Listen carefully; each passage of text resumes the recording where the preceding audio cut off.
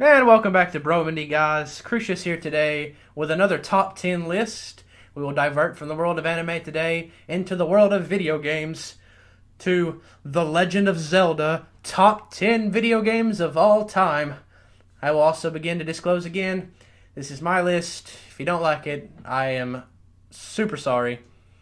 Please comment, tell me what yours is, and I am always open to other opinions, and I'm sure at least one of these picks will step on somebody's toes.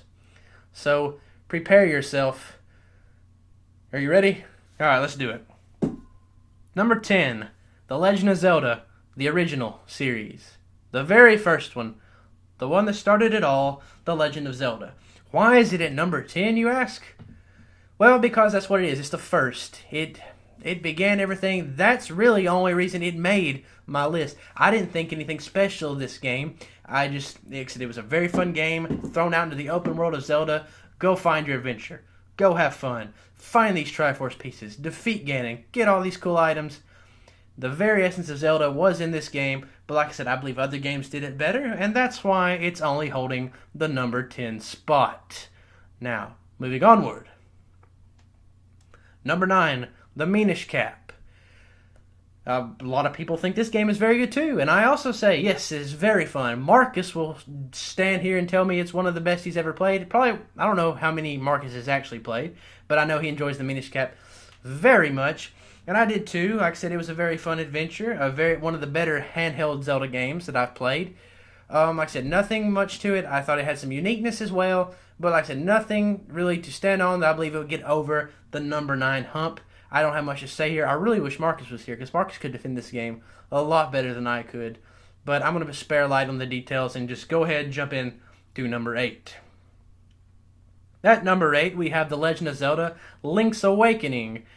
You're like, oh no, very little color, poor quality. You're right. But it also had the hardest puzzles in any Legend of Zelda game ever to exist ever. You're like, what? You're right. It does. If you remember that Eagle's Peak Tower, oh my gosh, I spent no telling how long in that dungeon as a kid. I believe Link's Awakening brought the most challenge to a game while holding the open world and adventure in it. And plus you got to have a Bow Wow for part of the game from Mario. Like I said, I have it at number 8. It's not in the top ranks at the moment, but it is still a very fun game. And like I said, I believe the puzzles alone have enough zest to get it to the number 8 spot. Moving on, at number 7 we have Majora's Mask, and here it comes, the haters. They're here, I know it. Like, Majora's Mask, it should be number 1. Oh, it should probably be number 2. At least if you picked Ocarina of Time at number 1, I'm like, I get where you're coming from. Majora's Mask was deep. It had a lot of feels to it. It had a dark sense of doom. That's probably why we enjoyed it so much as a child, but like I said, I don't think it stands out that much. The side quests in the game were fantastic, I'll give you that, but as overall, the dungeons, the bosses, their overall story, like I said, Majora was a cool character, and like I said, a final boss battle that was kind of disappointing, dungeons that were disappointing. I love the side quests, but I can't give it enough merit to stick it above number 7, although I still appreciate the game, as I do any Legend of Zelda game. But Majora's Mask stands at number 7. Going into number 6, we have The Legend of Zelda: A Link Between Worlds, a recent release. And here they come again. Oh no, this just got released. How is it number 6? Well, because it brought a new design to a Zelda game. You took the Link to the Past world, which did amazing for Zelda fans. And then you add a new twist to it with immersion, like jumping into a wall to expand how you explore the world. And I thought the new element itself brought this game all kind of merit. I said the dungeon designs were really well made, solid bosses, use of every item. The rent an item system was also very unique. You could spam rupees, get all your items, go do wherever you want to go. Like I said, it was less linear and more fun, and I believe Zelda needs more of that, and I believe we're going to get that in the new upcoming Zelda, which I will talk about towards the end of the Zelda top 10 list here. But let's go ahead and move on. At number 5, we've got Skyward Sword. And you're like, oh gosh, you should backtrack this one to number 10. Yeah, I know. I'm sorry. But I enjoyed Skyward Sword. I thought the adventure in it overall was fantastic. I had fun. The Wii motion controls were very well done. They weren't a problem. The weapons were unique. And I believe where this game won out was the dungeons. The pirate ship, fantastic puzzle design. I thought that was a great dungeon. The bosses were fun. Like I said, I can understand where you might pick up the, oh my gosh, the big giant eyeball octopus. I wonder how you kill that thing. I get that. But the design with the shield and then a final boss that was fantastic, completely new, not completely riding the Ganon train, but leads you into how everything came to being. Skyward Sword did its job and it did it good. Did it have problems? Yes, that's why it's only at number 5. But it was a very solid game. Now, moving forward, number 4, The Legend of Zelda, The Windwaker.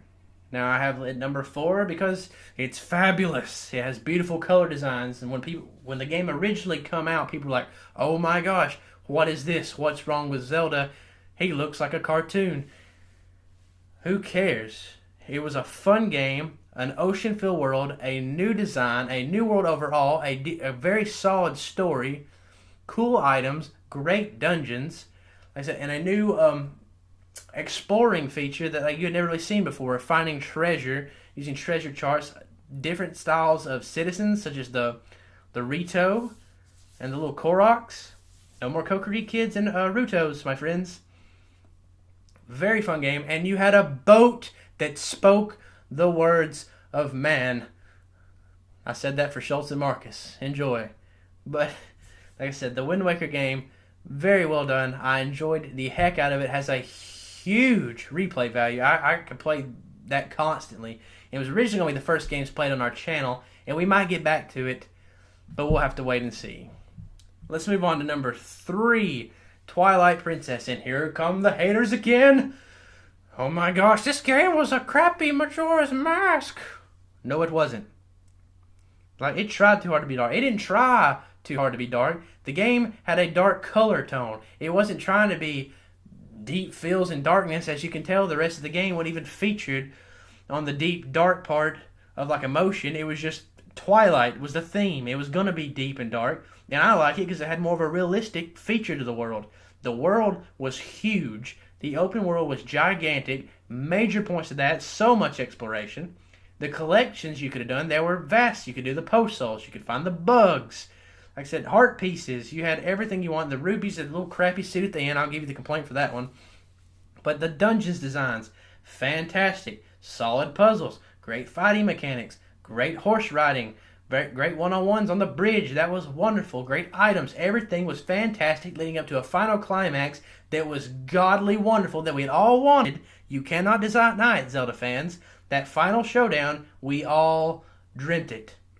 Twilight is nothing but deserving at the spot at number 3, and that's my one rant. I do love Twilight Princess very much, and it stands at number 3. Going on to number 2, we got The Legend of Zelda, Link to the Past. The game that consumed most of our childhoods if you were at a Super Nintendo. This game was fantastic. It was the new motion forward from the first game and that god-awful Link's adventure. But then you move into Link to the Past. You have your first open world, your collections of the heart pieces, very good dungeons, very good bosses, and like I said, for a first-time player, even for people who played the game many times, it's still challenging. Like I said, it's a very fun game, so much to do.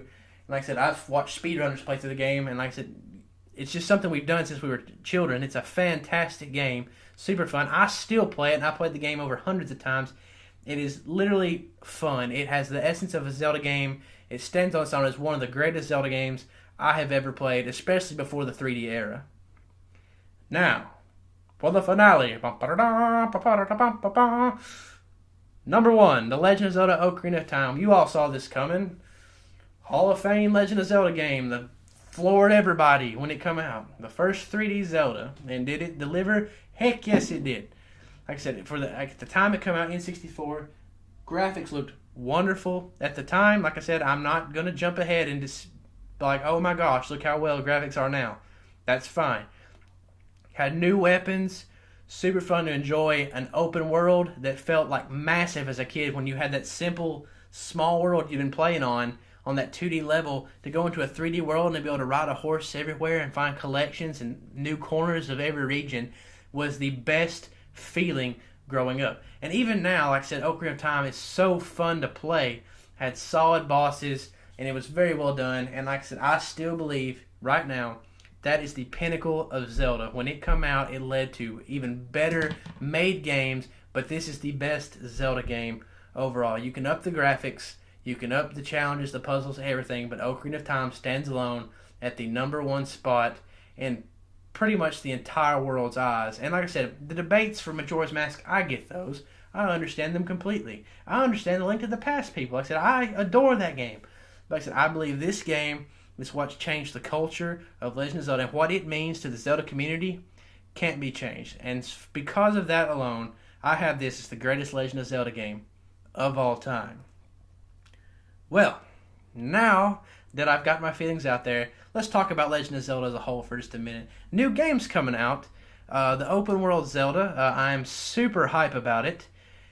Cannot wait. They pushed it back from this December, probably next spring, and it may be a full year. I'm not too worried about it because I feel like we're about to jump into one of the best Legend of Zelda games ever to be made, giving us an open world, probably countless items. The size of the world alone makes the exploration value go way, way up. I'm so interested to see what they're doing with it. And like I said, I'm holding my breath for the game to come out. Fantastic. I love the way and the direction Zelda's taking. And Hyrule Warriors, yeah, I guess it's all fun, but not canon. Anyway, there's my little rant at the end and my excitement for the other Zelda game. I hope you enjoyed this top 10 list. Stay tuned for other top 10s. Check out our anime reviews as well as our podcast of us just goofing around having a good time. Don't want to say, feel free to comment in all of our comment sections. We will love to have you there. And until next time, we'll see you at Bromandy. Bye, guys.